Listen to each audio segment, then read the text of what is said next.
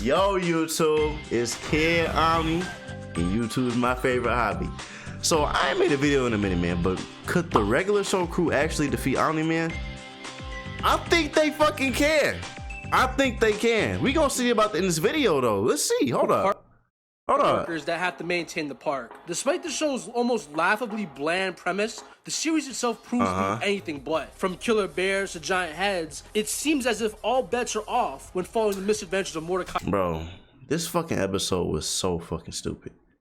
But it was good, though, at the same time. That horse right there fell out of the sky and has to pass a U.S. history test or the whole Earth is gonna explode. What? Another show that uses its premise to play off your expectations is Invincible, particularly with the main protagonist's father and his true motives in nature. He's so. You think that Invincible is something like regular show? I ain't gonna lie, nah. It got surprises, but it's not as crazy as regular show. These niggas in the park. You saw what happened with the horse just now? They don't compare. Almost a Superman-like character, but by the end of the first episode, that's proven to be false. With Invincible in particular coming back this week, why don't I combine the two shows' premises to see if the regular show gang have the means to defeat someone as powerful, fast, as well as skilled as Omni-Man? For this scenario, I'll be placing Omni-Man in the regular show universe. So let's say that the planet Viltrum is a place in the regular show universe. With no Guardians of the Globe or any other superheroes, let's say that Nolan starts off his conquest rather quickly, leaving it up to Mordecai, Rigby, Muscle Man, Hi-Fi Ghost, Benson, and Skips, as well as Pops, to step in. Hey, yo, ain't Pops just like super powerful? I forget, man. To those of you guys who remember a video like he's this, the strongest this one. video is kind of a pseudo-successor to my Uncle Grandpa versus Omni-Man video. And while Omni-Man was fighting... Yo, I'm pausing a lot. That nigga's not beating Uncle Grandpa. He's not. Toon Force, bro. Toon Force. Now, obviously, if it's a real fight, it's just different. He had, like, I don't think Uncle Grandpa's fucking anything, but he has Toon Force. You take the Toon Force out, he just fucking Uncle Grandpa, you know? Fighting a cartoon god, I think that putting him against some park workers will kind of give him a break. Like, he can't be that weak, right? But that video's pretty old, so for all the new subscribers I've gained since then, or some of the OGs who forgot Omni-Man's metas, let's take a refresher.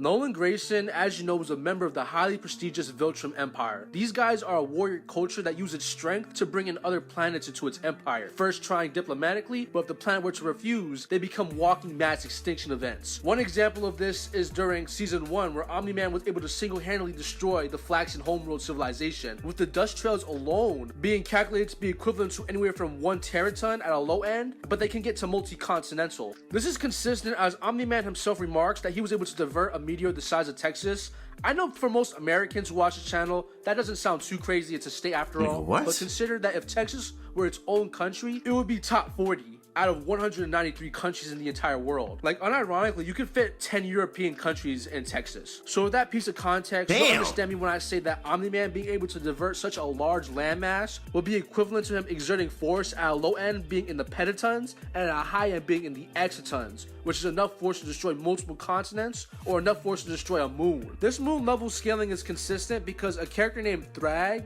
basically the leader of the Viltrumites, leads a mass exodus to the planet Earth. And with the 37 Viltrumites, he states that they can all split the planet apart, which by itself is a feat equivalent to around small planetary. But dividing the feat by 37, seeing as there's 37 participants, each member would have to be outputting force equivalent to around moon level. Keep in mind though, Thrag is probably a decent amount of this feat by himself, as he nags most Viltrumites even if they try like jump him. And Omni-Man by himself can fight on par with Thrag to a degree, and I think that Invincible characters should be around multi-continental level at a consistent mid-end. But for a higher end interpretation, you could try to argue planetary, as alongside his son and Thaddeus, they were able to destroy the planet Viltrum. Once again, we have to divide the value by 3, and it's been determined that each member will be outputting anywhere from as low as small to even as high as large planetary amounts of energy during this entire sequence. I don't really like scaling any of these people to this feat right here due to some very crucial context, but this is a regular show video. This is not the day to talk about serious metas. I'll address that cope sometime later. But another cope argument basically revolves around Omni-Man chilling by a black hole, subsequently no-selling its gravitational pull as well. For all my Godzilla fans, you should know that black hole scaling can get kind of crazy. But unlike the Lizard King, he doesn't do anything really notable to it. He doesn't destroy it, he doesn't no-sell being inside of it, and he's actually implied to be killed if he went in it. So yeah, he only no-sells his gravitational pull. But don't feel that bad, because despite it not getting him to solar system level, according to Long's takes, he saw a calculation that got all the way up to moon level, which would actually make it pretty consistent. Though I should know, he said it was a very nice calculation. Moving on to his speed now, he should be around massively faster than the speed of light, as he's able to fly to the planet Thraxia in around a month. The location of the planet Thraxia kind of fluctuates depending on which continuity you're using. In the comic book continuity, it's said to be in the Vertigo supercluster, but much more specifically, it's said to be a couple galaxies away in the show. A couple bare minimum means at least 2, so we can say that in a month's time, Nolan was able to cross 2 entire galaxies. And when calculated, we can say that Nolan can fly at speeds equivalent to 1.85 to as high as 6.37 million times. Oh, okay, that's nice travel speed. Faster than the speed of light. Keep in mind the month's timing estimate comes from how long the finale of season 1 is from episode 1 of season 2. But consider Omni-Man's been king for a minute, and the fact that he wasn't even traveling straight to Thraxia, as he stopped around, sat down, took his time, then even sat around and looked at black holes. So overall, it's safe to say that this estimate is a gross lowball of his actual true speed, all things considered. You may say this only scales to his travel speed, but yeah, that's why I was gonna say this only travel speed, because obviously in fighting speed, look at this nigga struggling with them niggas. Omni-Man was able to watch things and observe things and stop and sit down on moons and stuff, so it's safe to say his perception somewhat scales to his travel speed, as he was able to perceive everything going on. So in conclusion, Omni-Man at lowballed is a country to continental level threat. At a mid-end, he would be anywhere from moon to small planetary, and at best, he's planetary to large planetary. He can fly at massively faster light speeds. So with all that out the way, let us answer if the regular show this is what I really care about, bro. You see, I wasn't pausing as much right there. I care about this shit. Damn. I haven't watched regular show in a long time, man. The regular show crew have multiple ways to be Omni-Man, but instead of talking about one way, I'm going to talk about 3 distinct categories of ways that can be Omni-Man, since this is what most of you guys want to see anyways. So starting off with category number 1, power scaling using outliers. Regular show is a pretty weird show, and this extends to its scaling as well, because you'll have episodes where Rigby can survive being inside of a black hole, and then another episode he gets killed by getting slammed through a table. That's what I'm saying. It's like, bro, these niggas ain't really strong like that. Look at this dude skips, bro. That's like Zeus versus Aiden, bro. But now real shit, it's like, it's wonky, bro. That's why a lot of cartoons like this, it's wonky. You can't really trust it all. It's kind of just like pick your poison. Right, it's like you gotta pick it. You gotta pick and choose, bro. Using a high end, let's get into a really funny meta that happens during the finale of regular show. Anti-Pops attempts to blast away Mordecai and Rigby, only for them to use the power to seemingly nullify the attack. The same blast that are shown to casually planet bust like 30 seconds later as well. And keep in mind how the power is actually able to take a prolonged blast before slowly breaking apart. Now compared to how casually Skip breaks it. In your keyboard, right, Skips? Right. Yeah, we're getting pretty dumb today. Yeah, like what the fuck? No.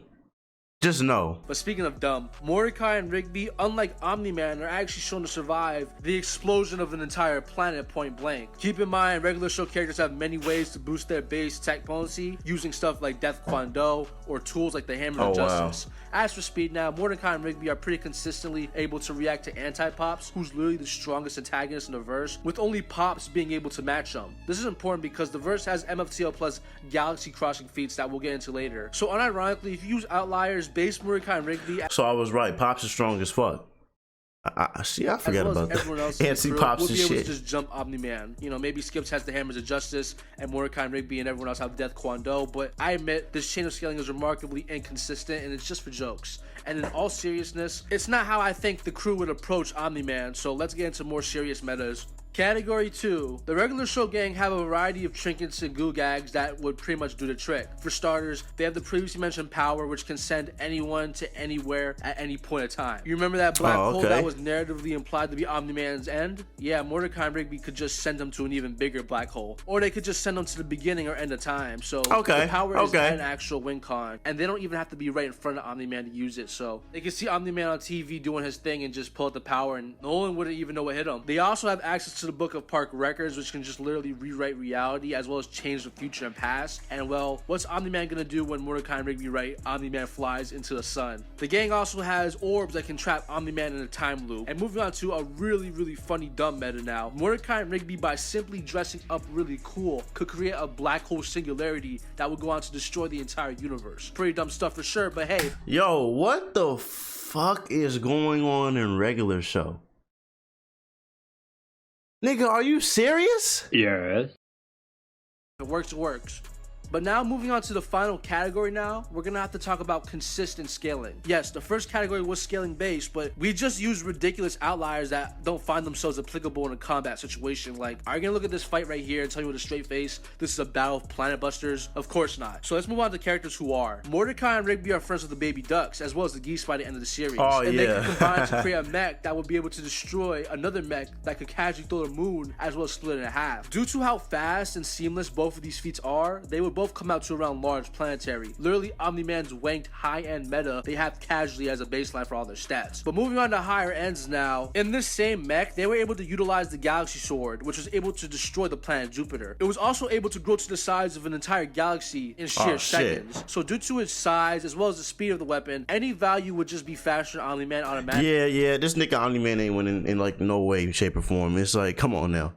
Yeah, I thought he'd be able to do something, like he'd be able to get Mordecai and Rigby or something, but they could just dress cool and then he just lost. Like it ain't to travel to galaxies, while this sword was able to encompass them in seconds. As for attack potency now, bare minimum, this attack would be multi-solar system, but at a high end, you know, it could probably be galaxy level. My nigga, it's the size of a galaxy. I'm pretty sure it's a galaxy level, bro. Like, come on now. Level, you know, real mind-blowing stuff there. The mech was also casually able to wipe the surface of the entire planet, so there's that as well. Safe to say that Omni-Man and gangster till the baby ducks show up. But we can get even funnier because we can make an argument that even Pops could check Omni-Man for his fade, as Pops scales the anti-Pops, who just by spazzing out was stated to be breaking the fabric of reality. There's also the fact that him and Pops are destined to destroy the universe in their entire battle. But moving on to speed for a second now, anti-Pops, due to being the final boss of the show, would upscale any previously mentioned speed feat, and that would include the baby ducks. So that's the speed feat I was talking about when I said that Mordecai and Rigby could react to him, you know, MFTL plus for base guys. But anyways,